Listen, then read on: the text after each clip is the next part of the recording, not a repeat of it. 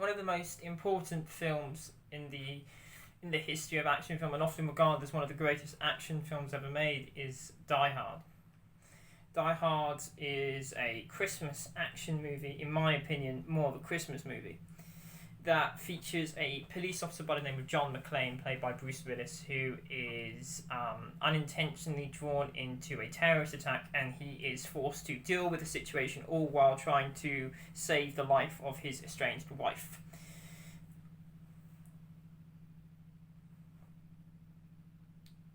There are several people, when they refer to Die Hard, they talk about the fact that it's secretly a Christmas movie, which I think most people agree with by now.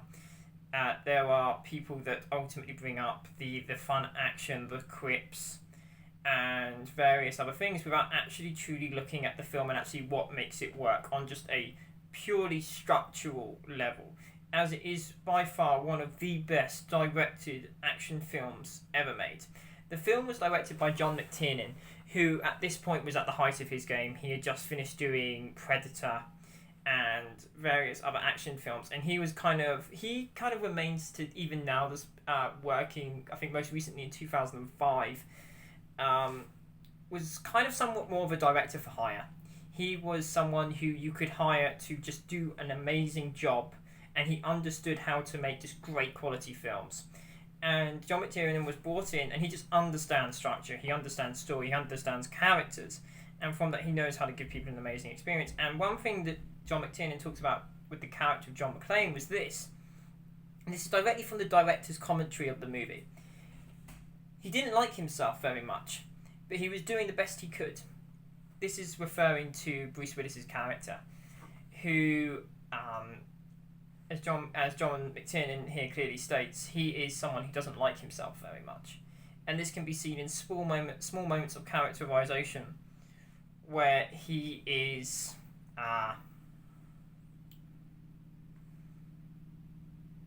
where just after talking to his wife, he has a moment where, realizing that he didn't actually say what he wanted to say, he hits his head on the wall, in a case of clearly being annoyed with him.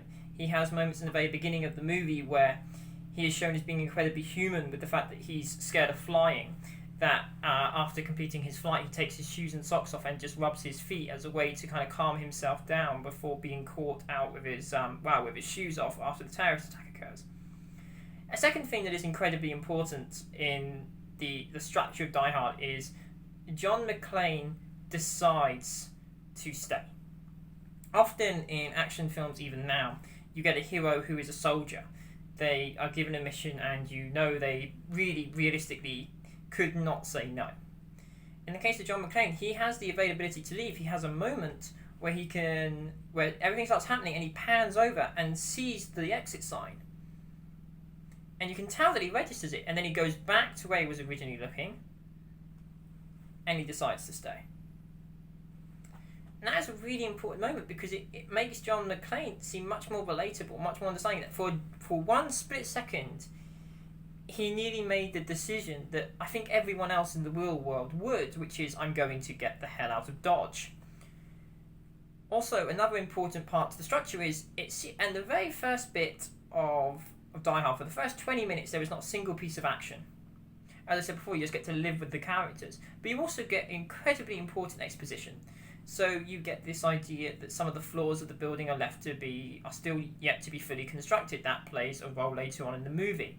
You get a sense of the geography of the space when he's walking through the lobby of the building.